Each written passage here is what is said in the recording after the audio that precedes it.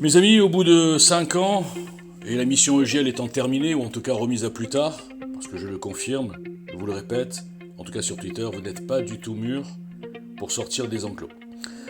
Il est temps, je crois, de finir cette expérience par 4 tweets qui vous expliquent pourquoi vous m'avez rejeté.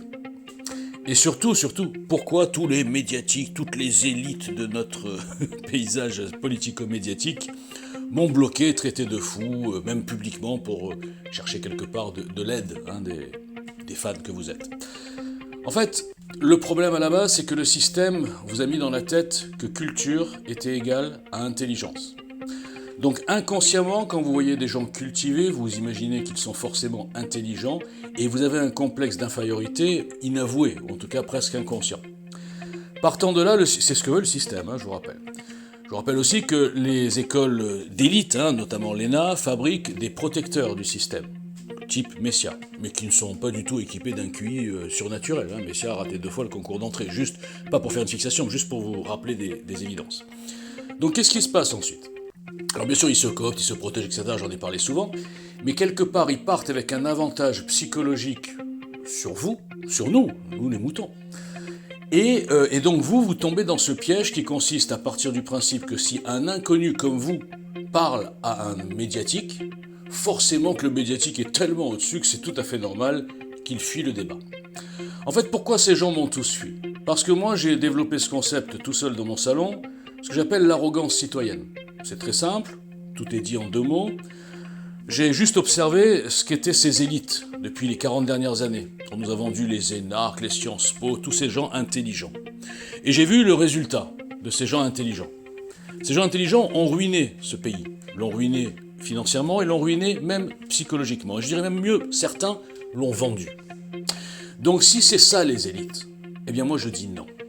Et partant de ce principe, il n'y a aucun complexe à avoir face à ces gens-là, quels qu'ils soient, même les philosophes, ce que vous voulez. Donc, je me suis dit, je vais écrire un programme politique qui va être complété et amélioré par vous, par nous, par des citoyens, et là-dessus, je suis content parce que je suis arrivé à trouver quand même des gens au début. Après, ils ont fui, bon. Mais en tout cas, au début, ils étaient motivés, et ils m'ont apporté des choses que je n'avais pas dans ce programme. Notamment le volet défense, moi j'y comprends rien. J'ai eu des militaires, le volet éducation nationale, j'y comprends rien. J'ai eu des profs, enfin bref. Partant de là, je me suis toujours dit, avec le temps, les gens vont comprendre que je suis peut-être un inconnu, que qu'on me dit fou, débile, etc. Oui, café du commerce, pas de problème, je l'assume. Premier article de EGL, j'avais dit, moi les gars, je suis café du commerce. Et je vais vous démontrer que le café du commerce est parfois a plus de bon sens et de logique que vos soi-disant élites. Donc je me suis dit qu'avec le temps, les gens allaient comprendre. Juste lire, vous savez, c'est pas compliqué, il faut juste lire. Et quand on lit, personne de normalement constitué peut lire le programme, n'importe lequel de mes articles et dire à la fin, ce mec est fou. Personne. On peut le dire que quand on est une meute. Une meute n'a pas de cerveau. Une meute, c'est un petit peu comme une méduse. On l'a vu. Quand on voit les chefs des meutes qu'il y a eu pendant 5 ans, qui sont, moi je les connais de près, des QI quasi négatifs, on comprend qu'une meute n'a pas de cerveau. Une meute est mue par l'effet foule. On ne réfléchit plus dans une meute. Les racailles, quand ils tapent un type, là je dis un exemple, quand ils tapent un type parce qu'il n'a pas voulu donner une cigarette ou quoi, ils réfléchissent plus. Ils se disent pas, bon peut-être que le mec il en a plus, peut-être que le mec il a pas d'argent, peut-être que le mec il en reste plus que 2, peut-être que le mec, on sait pas. Non, on tape et on est content de taper parce qu'on est en groupe et on prend un certain plaisir. Alors souvent, je fais une petite parenthèse, les gens qui font ça sont décomplexés dans la vie. Pas par rapport aux élites, dans leur vie quotidienne. Ce sont des gens qui sont des lâches et qui, quand ils ont l'occasion d'être en surnombre, que ça soit physique ou juste comme ça numérique, eh bien ils se déchaînent. Ils lâchent toute la frustration qu'ils ont des fois avec Bobonne à la maison, si j'ose dire, ou peut-être les 2 ou 3 cas dans leur vie où ils se sont fait humilier face à peu importe, et qu'ils n'ont pas digéré. Donc quand ils peuvent se retrouver dans la position des lyncheurs, ils prennent une certaine revanche. Et ils font un amalgame. J'ai vu des tweets, je vous le dis, c'est une étude que j'ai faite, notamment le dernier mois. J'ai vu des gens qui se sont transformés en monstres, qui ont écrit des choses qu'ils n'auraient jamais écrites à leur pire ennemi dans la vie normale. Et ils me l'ont écrit à moi, qu'ils ne connaissent pas. Vous comprenez bien que cette expérience a poussé au bout du concept, le concept justement du lynchage et des racailles. Bon, revenons à nos moutons. Donc quand vous n'avez aucun complexe, Quand vous êtes sûr de vous, sûr de ce que vous affirmez, de vos théories, de vos articles, de vos analyses, et que vous avez en face de vous un médiatique, eh bien le médiatique perd son assurance. Il panique parce qu'il dit mais comment ? Moi j'ai d'habitude un avantage psychologique sur n'importe qui me parle, on me parle avec des égards, etc. Et on prend des pincettes, je parle des fans, hein, parce que je suis Jean Messia ou parce que je suis Michel Onfray ou je suis Éric Zemmour, enfin peu importe, Marine Le Pen elle rentre pas trop dans la conversation. Enfin bref, des gens comme ça. Et là j'ai un type qui me parle naturel, à égalité. Ils sont pas habitués à l'égalité, ils sont habitués à vous dominer. Et ça marche bien. 5 ans que je le constate et que moi ça me fait rigoler, ça marche bien parce que vous n'avez pas encore compris ce que c'est que l'arrogance citoyenne. Vous n'avez pas compris que nous devons demander des comptes à ces élites, qu'elles aient été au pouvoir ou pas, qu'elles aient été au pouvoir pour avoir détruit notre pays et qu'elles ne l'aient pas été pour avoir pas réussi à l'être. Dans les deux cas, ils sont coupables, ils nous doivent des comptes. Et vous ne l'avez pas compris. Certains m'ont demandé des comptes à moi. Certains ont voulu scanner ma vie, me faire une leçon de morale, inventer n'importe quoi, dire que j'étais un voleur, un prédateur, n'importe quoi, ce qu'ils n'osent pas faire à leurs idoles. Vous comprenez ce que c'est le complexe d'infériorité maintenant, ou je dois encore détailler ? Donc moi, Walter Boujna, je n'ai de complexe d'infériorité devant personne. Okay ? Et je mets au défi n'importe lequel de ces élites de me prendre en débat sur des sujets que j'ai traités, en tout cas depuis 5 ans, politique, hein, on ne parle pas de choses que je ne connais pas, évidemment. Et vous verrez que, sans aucun complexe, à la fin du débat, votre idolâtrie vous dira « Ah oui, bon, mon idole a gagné », mais votre logique vous dira « Finalement, mon idole, il n'a rien d'une idole ».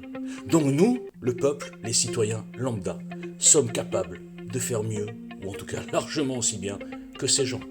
J'ai pas réussi à vous le démontrer, dommage, mais le film et le match ne sont pas finis.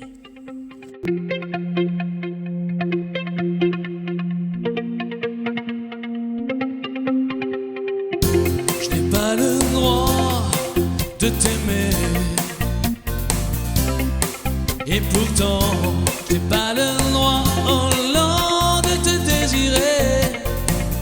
Mais si souvent j'oublie qui tu es, qui il est, et surtout qui je suis, j'ai du mal à rattraper la raison qui me fuit.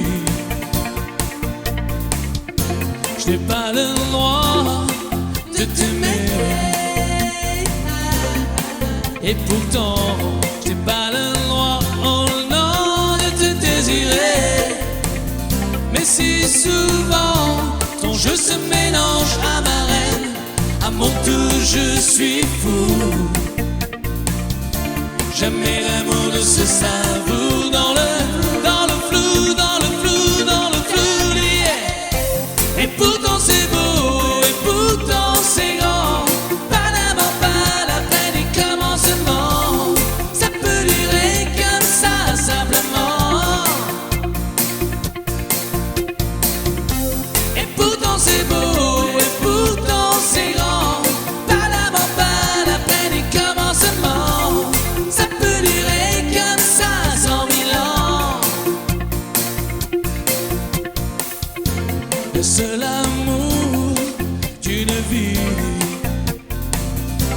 ou d'une envie, est-ce que la flamme s'éteint après la nuit? Je crois que oui, je garderai une place à part pour toi dans mon cœur.